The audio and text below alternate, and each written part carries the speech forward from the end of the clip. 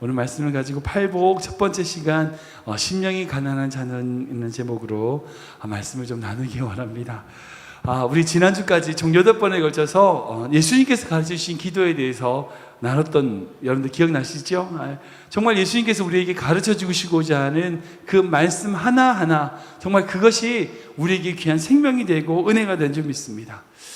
우리가 사실 이제 주기도문을 외울 때 의미 없이 외울 때가 많잖아요. 솔직히 그렇잖아요. 의미 없이 대충 하늘에 계신 우리 아버지, 이게 외울 때가 많은데 그 하나의 의미를 꼼꼼하게 그 의미를 다 마음에 담고 그 기도를 여러분들이 드리셨으면 좋겠어요. 이제 대충 하시면 안 됩니다. 정말 기도를 배우는 마음으로, 정말 하나님, 내가 이 기도가 나의 모든 생명이 담겨 있는 것입니다 라고 하는 마음으로 여러분 기도 드리는 그런 성도 되시길 주님을 축원합니다. 아멘, 아멘.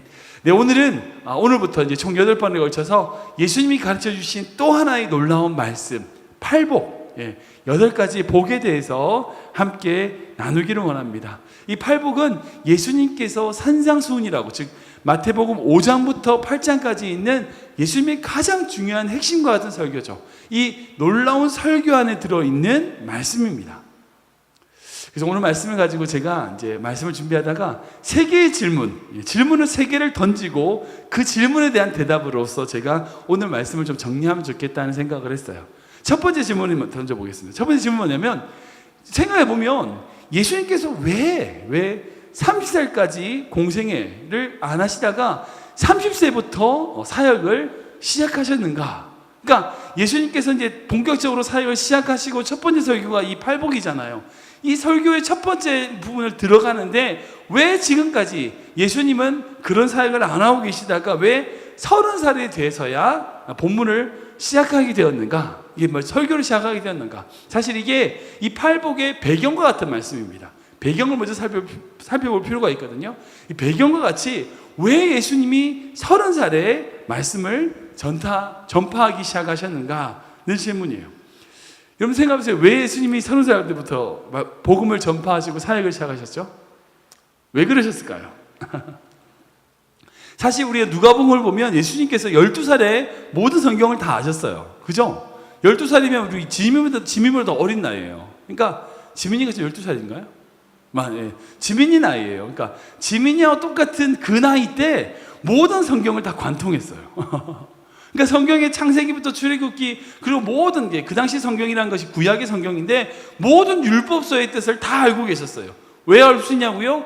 누가복음에 보면 3일 동안에 율법학자와 그 12살 먹은 예수님이 대화하는 장면을 볼 수 있습니다. 그러니까 예수님은 12살 때 이미 말씀을 다 알고 계셨어요. 그죠? 근데 왜 12살부터 사역을 시작하지 않고 왜 30살부터 사역을 시작하셨는가? 그래서 어떤 사람은 이제 12살부터 이제 30살까지 약 20년 동안의 시간이 빈다 해가지고, 어떤 사람은 그거 가지고 뭐 인도에 가서 불교를 배웠다 이런 주장하는 사람들도 있고, 별별 주장이 많아요. 아무튼 그런 모든 주장들이 참 많은데 왜 그러면 그 12살에 사역을 시작하지 않고 30살에 사역을 시작하셨는가? 사실 제가 이 질문에 대한 답을 다른 책에서 찾았습니다. 어떤 책이냐면 진 에드워드 목사님이 쓰신 블루칼라 예수라고 하는 책이 있어요. 이 책인데 이게 이제 진 에드워드 목사님이 쓰신 책인데 이게 약간 소설과 같은 책이에요. 이분이 어떤 책을 쓰셨냐면 세왕 이야기, 혹시 아시는지 모르겠어요. 그 책을 썼던 분이 바로 이 진 에드워드 목사님이에요. 그래서 어쨌든 그 세왕 이야기, 그러니까 사울왕, 다윗, 압살롬, 이 3명의 이야기를 가지고 3명의 왕을 가지고 스토리를 만들어서 성경을 바탕으로 이제 나오는 어떤 스토리를 만든 책이 바로 세왕 이야기인데, 그 세왕 이야기를 쓰신 진 에드워드 목사님이 쓰신 블루칼라 예수라는 책을 보면 그 예수님이 뭐 하셨는지가 나와요. 뭘 하셨느냐? 블루칼라로 사셨다는 거예요. 이 블루칼라가 뭐예요? 화이트 칼라가 이제 그 사무직 이런 거라면, 블루칼라는 뭐예요? 노동자. 하층 노동자로서의 삶을 예수님이 사셨다는 거예요. 노동자로서 그때 예수님이 살아오셨던 그런 인생이 있다는 거죠. 여러분 알다시피 예수님의 직업이 뭐였어요? 목수. 아버지 요셉이 하셨던 목수가 예수님의 직업입니다. 그래서 다른 성경을 보면 목수의 아들 아니냐 이렇게 이야기도 나오죠. 그러니까 어쨌든 예수님의 직업은 목수였어요. 근데 그 당시에 갈릴리의 목수라고 하는 것이 어떤 거냐면, 지금 이 그림은 좀 뭐 이렇게 멋있게 나오지만 사실 뭐 어떤 성화라든지 그런 거 보면 어떤 그 목수 뭐죠, 그거 제조소 같은 데 가서 막 대패로 나무를 착 깎고 뭐 하는 가구를 만들고 멋있게 집을 짓는 그런 목수의 모습을 우리는 성경의 그림에서 많이 그려요. 근데 사실 그 갈릴리 지역은요, 가난한 사람들이 모여 사는 곳이에요. 그 이스라엘 백성 중에 가장 가난한 사람들이 모여 사는, 그래서 돈 벌 데가 없으니까 갈릴리 호수에 가서 고기 잡아서 먹고 사는 사람들이 그 사람들이에요. 그러니까 그 사람들이 무슨 가구를 사요? 가구 같은 거 없어요. 누가 집을 지어요? 그러니까 움막 같은 조그만 데다가 그냥 나무집 얹어가지고 그냥 그렇게 사는 거예요. 그러면 그 당시에 목수들은 무슨 일을 하느냐? 그러니까 그 책을 보면, 이제 블루카나 지저스라고 하는 그 책을 보면, 뭐 요즘 말하면 딱통 같은 거 있잖아요. 구두 닦기통 같은 거 있잖아요. 거기다가 망치, 목 같은 걸 들고 메고 다니는 거예요. 그리고 갈릴리 지역을 막 다니면서 못 고쳐요, 문 고쳐요, 막 소리 지르는 거예요. 그러면 이리 오라고 그러면 문에다 못 하나 봐가지고 얼마를 받고, 그 당시에는 모든 집에 다 망치가 있는 게 아니니까 망치를 가지고 못 하나 봐가지고 돈을 받고, 어떤 뭐 예를 들어서 농기구 하나 고쳐주고 돈을 받고, 이게 바로 그 당시의 몫이었다는 거예요. 그러니까 예수님이 어떤 한 곳에 머물러 있어서 찾아오는 사람에게 가구를 만들어주는 게 아니라, 예수님이 자기 발로 그 갈릴리 모든 지역을 다 다니면서 그 사람들을 만나고 그 사람들의 삶을 보면서 살아왔던 인생이 바로 예수님의 그 20년의 인생, 18년이라고 하는 12살부터 성인이 될 때까지, 30살 될 때까지의 모든 인생이 바로 그런 인생이었다라고 주장하는 거죠. 예수님이 그렇게 갈릴리 마을 다니시면서 가난한 사람들과 함께 계셨다는 거예요. 함께 눈물을 흘리시고요, 함께 그 고통으로 힘든 사람들과 만나셨다는 거예요. 예수님이 왜 12살에 복음을 전하지 않으셨는가? 여러분, 예수님이 12살 때 모든 말씀은 다 아세요. 다 하시는 거예요. 다 알지만 왜 전하지 못하셨냐? 사람을 모르셨기 때문이에요. 그 사람들의 눈물을 모르는 거예요. 그 사람의 아픔을 몰라요. 고통을 모르고요, 번민을 몰라요. 생각해보세요. 12살짜리가 와가지고 사람들 모아놓고 심령이 가난한 자는 복이 있나니 천국이 저희 것이며, 그러면 뭐래요 사람들이? 너나 잘하세요. 너나 잘 크세요. 너 도대체 뭐니? 네가 가난한 게 뭔지 알아? 뭐 이럴 거 아니에요. 그럴 거 아니에요. 12살짜리 꼬마애가 가지고 애통하는 자는, 눈물 흘리는 자는 복이 있습니다. 네가 눈물의 빵을 알아? 뭐 그럴 거 아니에요. 그러니까 예수님이 12살에 사역을 시작할 수 없는 것은, 모든 말씀을 다 알지만 그 말씀이 필요한 사람들의 삶을 모르는 거예요. 그들의 눈물을 몰랐던 거예요. 그래서 28년이나 약 20년이라고 하는 시간 동안 그들과 함께 살아가면서 그들의 눈물을 알고요, 그들의 아픔을 알고요, 그들이 가지고 있는 한과 어려움과 번민과 고통을 다 이해하고 난 다음에, 그들과 함께 눈물을 흘리고 난 다음에 그들에게 말하는 거예요.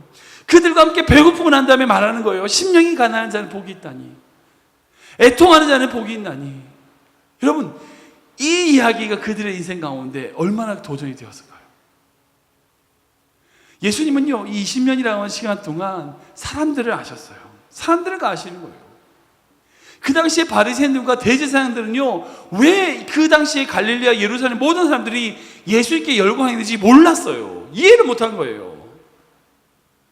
그런데 예수님이 그렇게 할 수 있었던 이유는 그들의 아픔과 고통을 알고 그들과 함께 눈물을 흘릴 수 있는 사람이었기 때문이에요. 그들의 아픔에 함께하는 사람이었기 때문이라는 거죠. 그들과 함께 고통을 당하면서 그 아픔을 알기에, 그들을 이해했기에, 그들과 함께 뒹구는 삶이었기에 그들에게 소원해줬던 그 복음의 메시지가 그들의 마음과 그들의 영혼을 움직일 수 있었다는 거예요. 제가 이 말씀 준비하면서 되돌아보면서 그 생각을 했어요. 나는 정말 성도들의 아픔을 알고 있는가?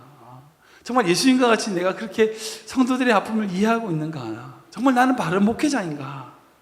제가 이 팔복음 말씀을 준비하면서 반성도 하면서, 이제 총 8번의 말씀이지만 계속 준비하면서 반성도 하고 점검도 하는 그런 시간이 됐습니다.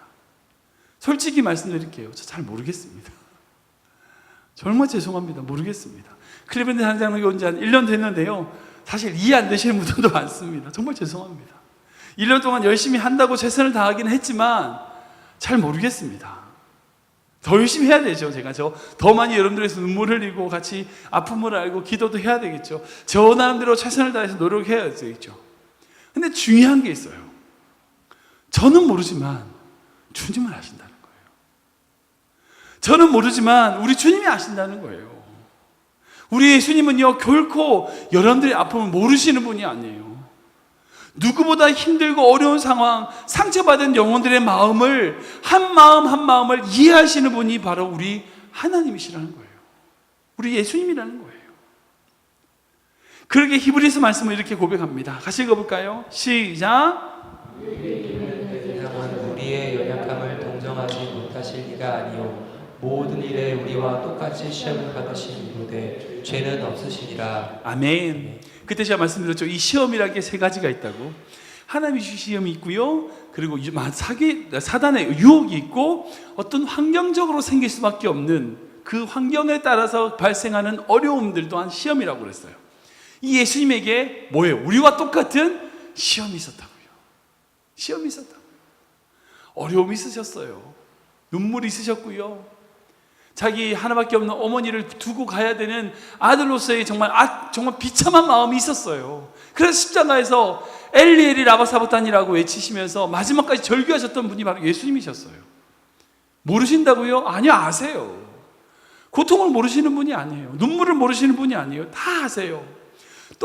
우리와 똑같이 시험과 고난과 어려움을 받으셨던 분이에요. 그런데 문제는 뭐예요? 죄는 없으신 분, 즉 그 모든 것을 이겨내신 분이라는 거예요. 우리의 모든 아픔을 몰라서 야 그거 못하냐, 그거 제대로 못해, 그게 아니라 우리의 모든 아픔을 다 알기에 우리와 함께 공감하시고 함께 눈물을 흘리시고 함께 정말 아파하지만 해결점을 하시는 분이라는 거예요. 문제의 답을 하시는 분이라는 거예요. 여기로 가면 되라고 우리를 인도해 주시는 분이라는 거예요. 사랑하는 여러분, 정말 마음 들 곳 없어서 힘드신 분 계십니까? 자녀의 문제, 부부의 문제, 여러 가지 아무도 이해해 주지 못하는 문제, 여러분들 혹시 그런 문제 있으신 분이 계십니까? 어느 누구도 이해 못한다고 말할 수 있겠죠. 네, 그럴 겁니다. 몇십 년 동안 같이 살았던 남편도 아내도 이해 못한다 할 수 있습니다. 이해할 당연하죠. 근데 우리 주님만 아세요. 우리 주님만 아세요. 예수님이 그 위로의 손길로 여러분들 눈물을 닦아주실 것입니다. 오늘은 이 예수님의 마음, 이 고통과 눈물과 아픔을 다 아시는 그런 예수님이라고 하는 전제를 가지고 오늘의 첫 번째 설교, 예수님의 팔복에 대해서 한번 들어가 보기 원합니다. 여러분들, 이 팔복이란 건요, 정말 예수님의 주옥과 같은, 정말 귀한 보배와 같은 말씀입니다. 그래서 많은 신학자들이 이 마태복음 5장부터 8장까지 있는 이 복음서의 가장 중요한 핵심이 바로 이 마태복음에 있는 팔복, 산상수훈이라고 얘기합니다. 이 산상수훈은 어떤 윤리의 적인 교과서, 어떤 가르침보다 가장 중요하고 핵심과도 같은 가르침이다라고 이야기하고 있습니다. 근데 이 주옥과 같은 산상수훈의 첫 번째 열쇠, 첫 번째로 들어가면서 입을 열어서 맨 처음 가르쳤던 말씀이 뭐냐? 바로 충격적인 말씀을 하십니다. 우리 3절 한번 더 읽을까요? 같이 읽겠습니다. 시작. 심령이 가난한 자는 복이 있나니 천국이 그들의 것이며. 아멘, 아멘. 우리 예수님께서 첫 번째로 이 모든 사람들을 모아놓고 하셨던 첫 번째 말씀, 첫 번째 말씀이 참 중요하잖아요. 딱 던진 말씀이 뭐냐? 심령이 가난한 자는 복이 있나니 천국이 그들의 것이라는 거예요. 예수님께서 분명히 심령이 가난한 자에게 복이 있다고 하셨어요. 부자가 복이 있다고 하신 게 아니라 심령이 가난한 자가 복이 있다고 말씀하셨어요. 여러분, 마태복음은 심령이 가난하게 있는데 누가복음에는 거의 비슷한 본문이 6가지 복이 있거든요. 거기 뭐라고 되냐면 심령이라는 말이 빠졌어요. 그러니까 그냥 가난한 자는 복이 있나니 돼 있어요. 여러분, 가난이 뭐죠? 가난이란 건요, 먹을 것, 입을 것 없는 거예요. 구걸해야 되는 거예요. 이 가난이란 건요, 쪼달리는 거예요. 없는 거예요. 부족한 거예요. 정말 남들이 도움받지 않으면 생존 자체가 어려운 것이 바로 가난입니다. 그런데 예수님이 뭐라고 하세요? 그 가난한 자가 복이 있다. 이게 첫 번째 두 번째 질문이에요. 왜 가난이 복이죠? 왜 가난이 복입니까? 어떻게 가난이 복일 수가 있어요? 여러분들 동서고금을 막론하고 가난을 좋아하는 사람 아무도 없어요. 혹시 가난 좋아하시는 분 계십니까? 저도 싫습니다. 가난은 싫어요. 가난은 싫습니다. 가난해 본 사람은 가난이 얼마나 싫은지 알아요. 동의하시죠? 네. 제가 뭐 한 예를 들면 제가 필리핀에서 제가 그때 말씀드렸는데 1년 정도 어학연수를 했던 적이 있어요. 그때 참 가난했었어요. 얼마나 가난했냐면 그 밥을 먹을 그게 없어가지고 그때 제가 한인교회가 제 생명의 은인이었어요. 그러니까 한인교회에서 반찬 싸주신 거 가지고 일주일을 살았었거든요. 밥만 해가지고. 근데 한 번은 밥을 이제 반찬을 싸주셨는데 뭘 싸주셨냐면 마늘장아찌를 사주셨어요. 식초에 담근 마늘장아찌. 제가 이틀을 딱 먹고 나서 그 다음에 도저히 못 먹겠는 거예요. 그리고 이제 어쩔 수 없이 인연도 털어가지고 햄버거 사 먹었던 제 기억이 있습니다. 여러분들 이틀 동안 아무것도 안 먹고 마늘장아찌, 식초에 담긴 마늘장아찌만 드셔보세요. 입에서 어떤 냄새가 나는지. 아무튼 제가 되게 가난했던 기억이 있습니다. 그렇게 배고파 보고 힘들어 본 사람이 가난이 뭔지는 알죠. 네. 가난은 싫은 겁니다. 가난은 아무도 좋아할 사람 없습니다. 뭐 돈 문제뿐 아니라 정신적으로 가난, 뭐 지식이 모자라서 가난하다든가, 뭐 정서적으로 가난하다. 여러분들 어느 시대를 불구하고요 모든 사람들이 다 가난을 싫어해요. 넉넉함을 좋아합니다. 부를 좋아합니다. 그래서 사람들 대부분 뭐라면 부를 축복이라고 그래요. 돈이 많은 사람을 부러워하고요, 돈을 잘 쓰고 명예와 권력을 많이 가진 사람을 부자, 그리고 그 사람이 축복받은 사람이다라고 얘기해요. 세상을 움직이는 사람은요 가난한 자들이 아니라 부자들이었어요. 가난한 자들은 힘이 없는 사람입니다. 그래서 인류의 모든 역사는 부를 추구하고, 그리고 그 풍요가 축복이다, 복이다라고 생각했어요. 그런데 예수님이 가난한 자가 복이 있다고 하신 거예요. 여러분들 이게 복음입니다. 이게 참 역설적인 말씀이에요. 복음이면서 역설적인 말씀이에요. 인류 모두가 다 가난은 저주고 정말 부요가 복인데, 예수님은 정반대로 가난한 사람, 절망한 사람들을 축복이다라고 말씀하시는 거예요. 이 참 놀라운 말씀입니다. 그런데 여기서 문제가 하나 있습니다. 그러면 이 질문을 바꿔서 그러면 가난하지 않으면 복이 없는가? 그러니까 가난한 자는 복이 있다라고 했으니까 가난하지 않으면 복이 없는가? 그럼 복이 있으려면 부자나 되지 않아야 되는 건가? 그러니까 부자가 되어서는 복이 없는 건가? 라고 하는 질문을 할 수 있죠. 근데 그런 것도 아닌 것 같아요. 그러니까 부자도 교회 잘 다니고, 뭐 부자도 잘 살고, 정말 부자도 구원을 받고 살 뿐 아니라 목숨을 다해서 뭐 능력 다해서 예수를 위해서 헌신하는 부자들이 있거든요. 그렇게 생각하면 예수께서 말씀하신 이 말씀이 잘 이해가 안 돼요. 왜 가난을 복이라고 하셨는가? 근데 여기서 중요한 생각이 있어요. 그게 뭐냐면, 짚어야 될 것은 예수님은 가난 자체를 복이라고 말씀하지 않으셨다는 거예요. 여러분, 예수님은요 이 가난 자체를 인간이 추구해야 될 이상 이렇게 생각하지 말씀하지 않으셨어요. 가난을 가지고 너희들이 가난해야 된다 라고 말씀하지 않으셨다는 거예요. 가난 자체를 목표로 삼으시라고 하시지 않으셨, 말이 꼬이네요. 가난 자체를 목표로 삼으라고 말씀하지 않으셨다는 거예요. 가난 자체가 이상이 아니라는 거예요. 복대 상태가 아니라는 거예요. 근데 이 말씀을 잘못 해석하면 많은 사람들이 그러니까 가난해야 된다, 부자가 되면 천국 가는 것이 낙타가 바늘기로 가는 것처럼 어려우니까 나는 가난해야지 라고 무소유를 선택하는 사람들도 있죠. 예. 그 대표적인 게 뭐 예를 들어서 천주교라든지 뭐 불교라든지 그렇게 율법주의로 행하는 사람들은 무소유를 추구하려야 된다라고 하는 복에 대하여 무소유를 추구하는 사람들도 있습니다. 근데 생각해 보세요. 만약 그렇다면 이 세상에 발전은 없죠. 하나님 이 세상에 생육하고 번성하라고 그랬는데 번성이 이루어질 수 없잖아요. 가난이 불효하고 가난이 복이라 그러면 번성하면 안 되잖아요. 번성하면 안 되죠. 가난해지기 위해서 우리가 해야 될 일은 뭐예요? 아무것도 없어요. 가만히 있으면 가난해지는 겁니다. 노력하지 않으면 가난해져요. 배우지 않으면 가난해지고요, 최선을 다하지 않으면 가난해집니다. 그냥 가만히 있으면 돼요, 가난은. 그러면 뭐예요? 우리가 가난해지려고 노력할 필요는 없는 상황이잖아요.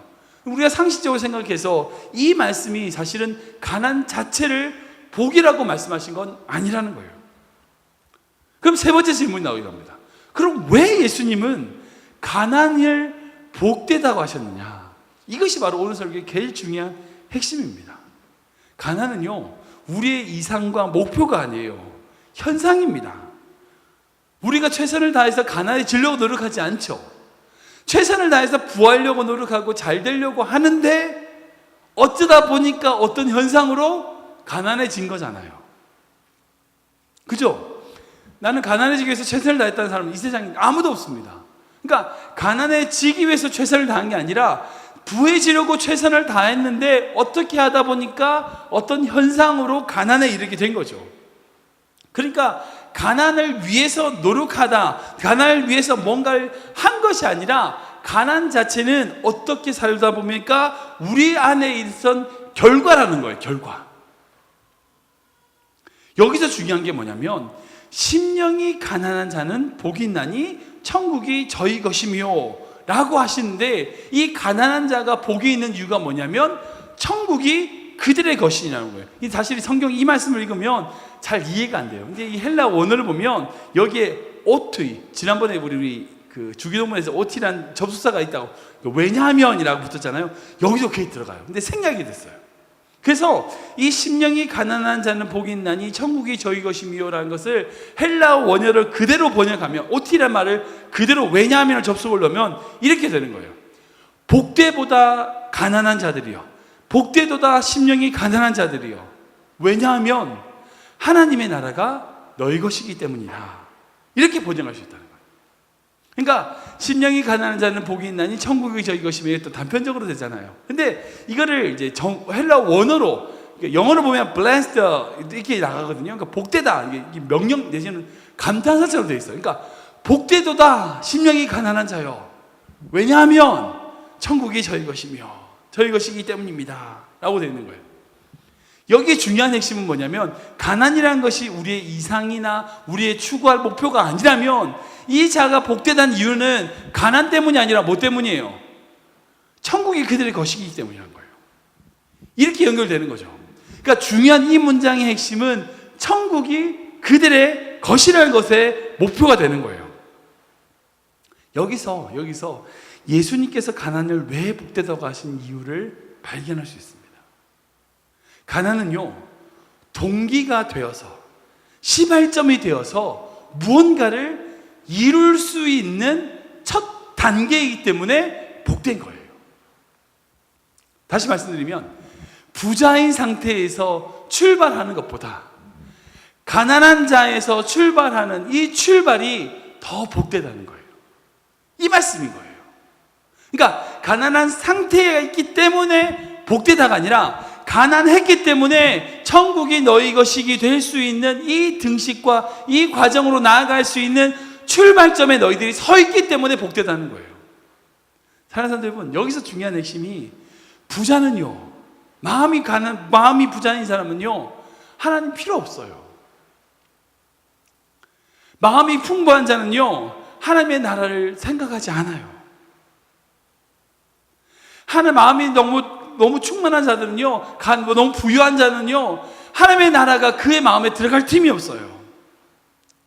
그런데 가난할 때에 가난으로 말미암아 그 가난한 마음으로 하나님의 나라에 대한 출발점과 시발점이 된다는 것에 있어서 이 가난은 천국을 맞아들일 수 있는 제일 중요한, 하나님의 나라를 맞아들일 수 있는 제일 중요한 출발점이 된다는 거예요.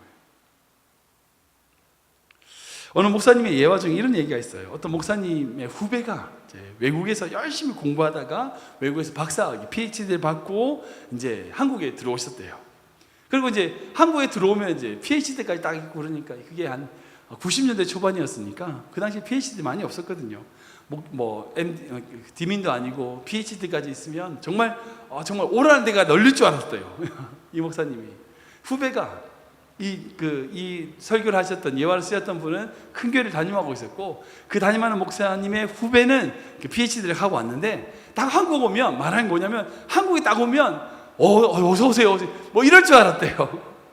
근데 아무도 오라는 거 아는 거예요. 아무도 이 후배 목사님을 오라는 데가 없는 거예요. 인지가 없는 거예요. 그리고 이제 선배 목사님을 찾아가서 이제 하소연하듯이, 목사님, 제가 정말 PhD 하고 오면 사람들이 다 환영해 줄 줄 알았는데 정말 아무도 안 한다고. 마치 제가 끈 떨어진 영 같다고. 이런 얘기 표현하더래요. 이 얘기를 듣고 이 목사님이 마음에 탁 와닿았어요. 얘가 지금 잘못 생각하고 있구나. 그리고 충고해 주시 무슨 얘기를 하시냐면, 따끔하게 혼을 내시면서 뭐라고 얘기하시냐면, 누구 목사, 아무개 목사, 지금 끊어졌다고 생각하는 말하는 그 끈은 아니야. 끊어진 게 아니라 본래부터 붙어있지 않은 것이었어. 세상의 끈은 하나도 없어. 헛된 소리 하지 말고 그 끈 붙잡아. 그 끈은 절대 끊어지지 않는 끈이야. 하나님 끈은 안 끊어져 라고 얘기했다는 거예요. 그 후배는 사람들이 자기를 아무도 안 데리고 온다고 해서 정말 끈 떨어진 영 같다고, 정말 비빌 언덕 없는 것 같다고 얘기하는데, 사랑하는 여러분, 이 목사님이 후배에게 뭐라 했냐면, 세상에 비빌 언덕이 있어봤자 소용없다는 거예요. 세상에 비빌 언덕이 있어봤자 아무 소용없고 하나님만이 우리 비빌 언덕이라는 거예요. 근데 사랑하는 여러분, 내가 세상에 비빌 언덕이 있으면 하나님한테 비빌까요? 안 비벼요. 세상에 비빌 언덕이 있으면 하나님한테 안 비빈다니까요. 세상에 비빌 언덕이 있으면 하나님 언덕이 안 비벼요. 그게 인간의 심리예요. 그 비빌 언덕에 비비는 거예요. 그렇다면 마치 이 끈 떨어지는 같이 비빌 언덕 없는 이 사람이 하나님만을 끈으로 삼는 것, 하나님만을 비빌 언덕으로 삼는 것, 이게 복된 거예요. 이 사람이 이런 상태까지 간 것이 어찌 보면 안 좋다, 불행하다, 억울하다, 정말 재수없다 말할 수 있을지 모르지만 그런 상태가 된 게 복되다신 거예요. 예수님께서. 그래서 예수님은 이 말씀을 통하여 심령이 가난한 자들은 복이 있다고 하신 거예요. 사랑하는 여러분, 비빌 언덕 있건 없건, 나를 붙잡고 있는 세상 끈이 있건 없건, 우리가 정말 비벼야 될 곳은요, 하나님밖에 없어요. 우리가 믿고 의지해야 될 것은요, 하나님밖에 없어요. 우리를 붙잡고 계시는 건요, 세상 끈이 아니에요. 하나님 끈이라고요. 우리가 이것을 알아야 돼요. 이것을 아는 것이 바로 심령이 가난한 자는 복이 있다는 거예요. 말씀을 정리하면요, 사랑하는 여러분, 저는 우리 교회가 정말 가난한 교회가 됐으면 좋겠습니다.